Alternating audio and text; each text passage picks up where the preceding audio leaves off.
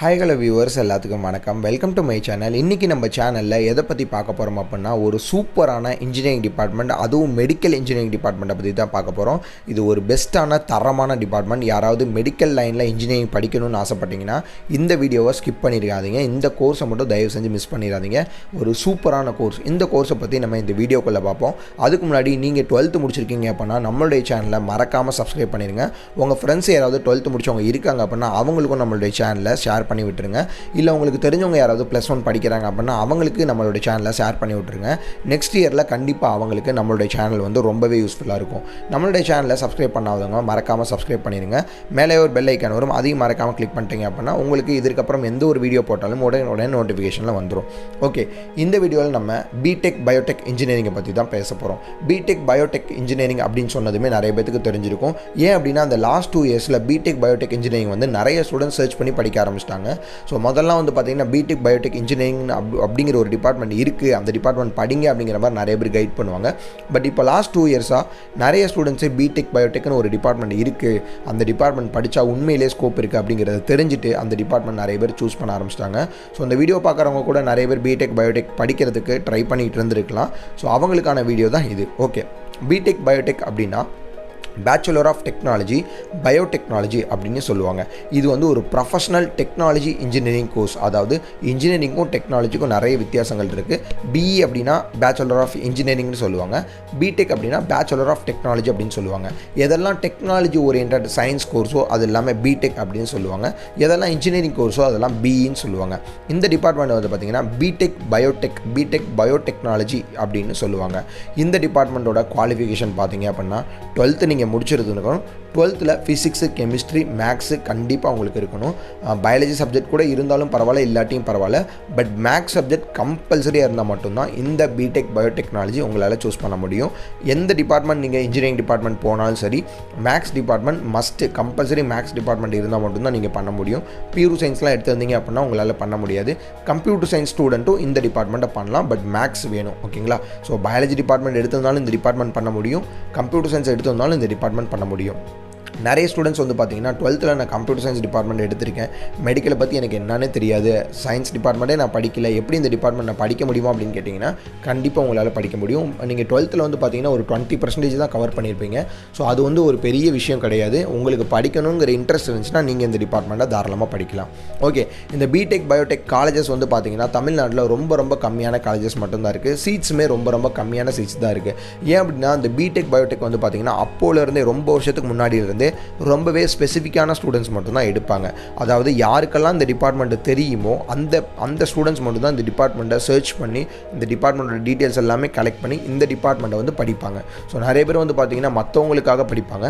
But இந்த BTech biotech department, BE biomedical engineering department, இந்த marine aeronautical இதெல்லாம் வந்து பார்த்திங்கன்னா இந்த டிபார்ட்மெண்ட்டோட ஸ்கோப் தெரிஞ்சவங்க மட்டும் தான் இந்த டிபார்ட்மெண்ட் படிப்பாங்க. ஸோ இந்த வீடியோ பார்த்துட்டு இருக்கவங்க கூட நிறைய பேர் பிடெக் பயோடெக் சூஸ் பண்ணுறதுக்கு ரெடியாக இருந்திருக்கலாம். ஸோ அப்படி சூஸ் பண்ணிங்கன்னா கண்டிப்பாக சூஸ் பண்ணுங்கள், ஒரு நல்ல டிபார்ட்மெண்ட் தான். ஓகே, காலேஜஸ் ரொம்ப கம்மியாக தான் இருக்குது அப்படிங்கிறத நான் சொல்லிட்டேன். பிடெக் பயோடெக்னா என்ன அப்படிங்கிறத இப்போ நம்ம பார்ப்போம். பிடெக் பயோடெக் அப்படிங்கிறது ஒரு ப்ரொஃபஷனல் மெடிக்கல் இன்ஜினியரிங் டிபார்ட்மெண்ட். அதாவது மெடிக்கல் லைனில் உங்களால் வேலை பார்க்க முடியும். நீங்கள் இன்ஜினியரிங் தான், பட் வந்து மற்ற சைடு உங்களால் வேலை பார்க்க தேவை கிடையாது.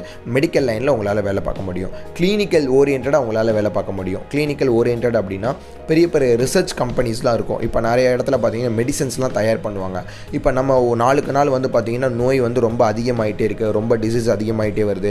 சம்மந்தமே இல்லாமல் ஒரு டிசீஸ் வரும், புதிய டிசீஸ் ஏதாவது உருவாகும். அதுக்கு வந்து பார்த்திங்கன்னா ஏதாவது ஒரு ட்ரீட்மெண்ட் கொடுப்பாங்க, ஏதாவது ஒரு மெடிசன்ஸ் கொடுப்பாங்க, ஏதாவது ஒரு இன்ஜெக்ஷன்ஸ் எடுத்துக்கணும் அப்படின்னு சொல்லுவாங்க, இல்லை ஏதாவது ஒரு டோஸ் கொடுப்பாங்க.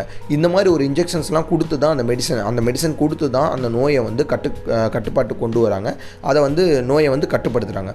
ஸோ எந்த மாதிரியான நோய்க்கு எந்த மாதிரியான மெடிசன்ஸ்க்கெலாம் கொடுக்கலாம் அப்படிங்கிறத அந்த பிடெக் பயோடெக் அப்படிங்கிறவங்க வந்து ரிசர்ச் பண்ணலாம். ஓகேங்களா? ஃபார் எக்ஸாம்பிளாக இப்போ ஒரு நோய் இருக்குது, நிறைய பேருக்கு தெரியும், ஒரு 3 இயர்ஸ்க்கு முன்னாடி கோவிட் வந்து தமிழ்நாடு மட்டும் கிடையாது, உலகம் ஃபுல்லாக வந்து கோவிட் வந்து ரொம்ப ஒரு கிரிட்டிக்கலான ஸ்டேஜ் வந்து உருவாக்குச்சு. அப்படி இருக்கும்போது மெடிசன்ஸ் எப்படி தயார் பண்ணுறது, எப்படி வந்து அது கொடுக்குறது அப்படிங்கிறது ரொம்ப சிரமப்பட்டாங்க. கடைசியில் ஒரு 3-4 மந்த்ஸுக்கு அப்புறம் தான் ஒரு மெடிசன்ஸ் வந்து தயார் பண்ணாங்க. அதுவுமே சரியான ரிசல்ட்ஸ் கொடுக்கலங்கிறதுக்காக ரொம்ப ஹார்ட் ஒர்க் பண்ணாங்க. அதுக்கப்புறம் போக ஹார்ட் ஒர்க் பண்ணி நிறைய மெடிசன்ஸ் கொண்டு வந்துட்டாங்க. அதுக்கப்புறம் கோவிடுக்கு வந்து நல்ல மெடிசன்ஸ் கொடுத்து அந்த கோவிட் வந்து க்யூர் பண்ணிட்டாங்க. இந்த மாதிரியான மெடிசன்ஸ்லாம் எப்படி கொடுக்கலாம் அப்படிங்கிறத இந்த பிடெக் பயோடெக் கம்ப்ளீட் பண்ணவங்க ரிசர்ச் ரிசர்ச் பண்ணுவாங்க. ஓகேங்களா? ஸோ வந்து இந்த பிடெக் பயோடெக் முடிச்சிங்க அப்படின்னா கிளினிக்கல் ரிசர்ச்சராக உங்களால் வேலைக்கு போக முடியும். ஒரு மெடிசன் வந்து எப்படி தயாரிக்கலாம், அது வந்து டேப்லெட் ஃபார்மாக இருக்கட்டும், இல்லை வந்து டானிக்காக இருக்கட்டும், இல்லை வந்து இன்ஜெக்ஷன்ஸ் என்னன்னாலும் சரி, எப்படி வந்து ஒரு மெடிசன்ஸை தயார் பண்ணலாம் அப்படிங்கிறத இந்த ஸ்டூடெண்ட்ஸ் வந்து கண்டுபிடிப்பாங்க. இதுக்கு அடுத்து வந்து பார்த்திங்கன்னா ஹாஸ்பிட்டல் ஓரியன்டாக உங்களால் வேலை பார்க்க முடியும். ஹாஸ்பிட்டல் ஓரியன்ட் அப்படின்னா ஹாஸ்பிட்டலில் வந்து மைக்ரோபயாலஜிஸ்ட் அப்படின்னு சொல்லுவாங்க, அந்த லைனுக்கு உங்களால் வேலைக்கு போக முடியும். லேபில் இருப்பாங்க, லேப் டெக்னாலஜிஸ்ட் இருப்பாங்கல்ல, அவங்களுக்கு கூட உங்களால் ஹெட்டாக இருக்க முடியும், இன்சார்ஜாக நீங்கள் வேலை பார்க்கலாம். பேத்தாலஜிஸ்ட் இருப்பாங்க, அவங்க கூட சேர்ந்து உங்களால் ஒர்க் பண்ண முடியும். அடுத்து வந்து பார்த்திங்கன்னா ஃபார்மசிஸ்ட்டாகவும் உங்களால் வேலைக்கு போக முடியும். ஃபார்மசிஸ்ட்டாக போனீங்க அப்படின்னா டேப்லெட்ஸ்லாம் எடுத்து கொடுக்குற வேலைக்கு இல்லாமல் அதில் ஒரு ஸ்பெஷலான எடிஷன்ஸ்லாம் இருக்கும், அதை இன்சார்ஜ் ஹெட்டு இந்த மாதிரி வேலைக்கு போக முடியும். அப்புறம் வந்து பார்த்திங்கன்னா ஹாஸ்பிட்டல் சைடில் வந்து பார்த்திங்கன்னா நிறைய டிபார்ட்மெண்ட்ஸ் இருக்குது, அந்த டிபார்ட்மெண்ட்டில் உங்களால் வேலைக்கு போக முடியும். அப்புறம் வந்து மெடிக்கல் எக்ஸிக்யூட்டிவ் அப்படின்னு சொல்லுவாங்க, அந்த லைனுக்கு உங்களால் வேலைக்கு போக முடியும். அப்புறம் ப்ரொடக்ஷன் மேனேஜர் அப்படின்னு சொல்லுவாங்க, அந்த லைனுக்கு உங்களால் வேலைக்கு போக முடியும். அப்புறம் வந்து பார்த்திங்கன்னா மெடிக்கல் ரெப்ரசன்டேட்டிவ் அப்படின்னு சொல்லுவாங்க, அந்த டிபார்ட்மெண்ட்டுக்கு உங்களால் போக முடியும். ப்ரொஃபஷனல் லேப் டெக்னீஷியன் ஆகலாம், கிளினிக்கல் ரிசர்ச்சராக போகலாம். அடுத்து வந்து பார்த்திங்கன்னா மெடிக்கல் ரைட்டிங் எக்ஸிக்யூட்டிவ் அப்படின்னு சொல்லுவாங்க. இந்த இதுக்கெலாம் பார்த்திங்கன்னா ரொம்ப சேலரி அதிகம். ஓகேங்களா? இந்த மாதிரியான பலதரப்பட்ட டிபார்ட்மெண்ட்டுக்கு உங்களால் வேலைக்கு போக முடியும். இது உண்மையாலுமே வந்து பார்த்திங்கன்னா ஒரு நல்ல டிபார்ட்மெண்ட் தான். அடுத்து வந்து பார்த்திங்கன்னா இதெல்லாம் விட ஒரு ப்ளஸ்ஸான ஒரு ஆப்பர்ச்சுனிட்டிஸ் இருக்குது.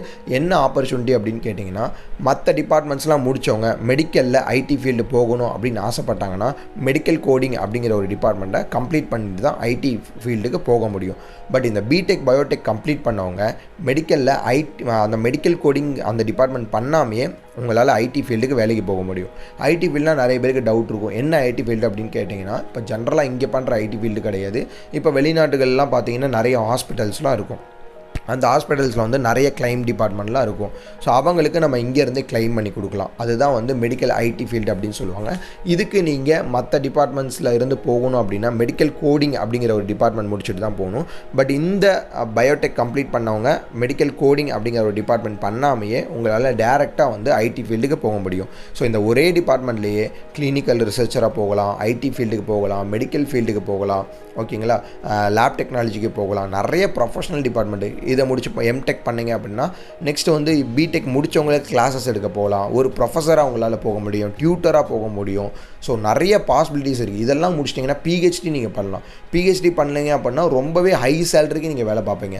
ஸோ ஒரு நல்ல டிபார்ட்மெண்ட் கம்ப்யூட்டர் சயின்ஸ் ஸ்டூடெண்ட்டை எடுத்தவங்க, அடுத்து வந்து பார்த்திங்கன்னா பயோடெக் எடுத்தவங்க, அதாவது பயோடெக்னா பயாலஜி எடுத்தவங்க, ஒரு நல்ல டிபார்ட்மெண்ட், ஒரு தரமான டிபார்ட்மெண்ட், காம்படிஷனே இல்லாத டிபார்ட்மெண்ட், இந்த வருஷம் காம்படிஷனே இல்லாத டிபார்ட்மெண்ட் சூஸ் பண்ணணும் அப்படின்னா இந்த பிடெக் பயோடெக்கை கண்ணை மூடி நீங்கள் எடுக்கலாம். ஒரு நல்ல டிபார்ட்மெண்ட். இந்த டிபார்ட்மெண்ட்டை பற்றின அப்டேட் உங்களுக்கு தெரியல, நான் வந்து ஃபார் எக்ஸாம்பிளாக நான் சவுத்து சைடு இருக்கேன் தமிழ்நாட்டில், எனக்கு எங்கெல்லாம் காலேஜஸ் இருக்குதுன்னு தெரியல, நான் நார்த்து சைடு இருக்கேன், நான் வெஸ்ட்டு சைடு இருக்கேன், நான் ஈஸ்ட்டு சைடு இருக்கேன், எனக்கு எங்கெல்லாம் காலேஜஸ் இருக்குதுன்னு தெரியல, பட் எனக்கு படிக்கணுங்கிறது ஆசை, எந்த மாதிரியான காலேஜில் எவ்வளோ ஃபீஸ் ஸ்ட்ரக்சர்ஸ் வரும் அப்படிங்கிறத என்ன ஒரு ஆள் கைட் பண்ணால் நல்லாயிருக்கும் அப்படின்னு யாராவது ஆசைப்பட்டீங்கன்னா டிஸ்கிரிப்ஷன் கீழே கான்டாக்ட் நம்பர் இருக்கும், நீங்கள் கான்டாக்ட் பண்ணிங்க அப்படின்னா நீங்கள் இருக்க சரௌண்டிங் ஏரியாவுக்கு பக்கத்தில் என்ன காலேஜஸ்லாம் அவைலபிளாக இருக்குது, அங்கே என்ன ஃபீஸ் ஸ்ட்ரக்சர்ஸ்லாம் இருக்கும் அப்படிங்கிறத உங்களுக்கு ஃப்ரீயாகவே கைட் பண்ணுவாங்க. 24/7 தான், எந்த டைம்னாலும் நீங்கள் கால் பண்ணலாம். ஏன் அப்படின்னா வெளிநாடுகளிலிருந்து நிறைய கால்ஸ் வரும். ஸோ அதனால் வெளிநாட்டில் உள்ளவங்களும் எந்த டைம்னாலும் நீங்கள் கால் பண்ணலாம். தாராளமாக இந்த டிபார்ட்மெண்ட்டை பற்றின ஃபுல் அண்ட் ஃபுல் கைடன்ஸை நீங்கள் வாங்கிக்கலாம். இந்த டிபார்ட்மெண்ட் மட்டும் கிடையாது, வேறு எந்த டிபார்ட்மெண்ட் நீங்கள் படிக்கணும்னு ஆசைப்பட்டாலும் கைடன்ஸ் வேணும் அப்படின்னா தாராளமாக நீங்கள் கால் பண்ணலாம். இந்த மாதிரியான மோர் அப்டேட்ஸ்க்கு நம்மளுடைய சேனலை சப்ஸ்கிரைப் பண்ணி வச்சுக்கோங்க. +1 ஸ்டூடெண்ட்ஸ் யாராவது இருந்தாங்கன்னா அவங்களுக்கு ஷேர் பண்ணுங்கள், ரொம்பவே யூஸ்ஃபுல்லாக இருக்கும். நெக்ஸ்ட் வீடியோவில் இதை விட சூப்பரான அப்டேட் ஏதாவது இருந்தால் நம்ம பார்ப்போம். அதுக்கு முன்னாடி நம்மளுடைய சேனலை மறக்காமல் நான் சொன்னது தான் சப்ஸ்கிரைப் பண்ணிடுங்க.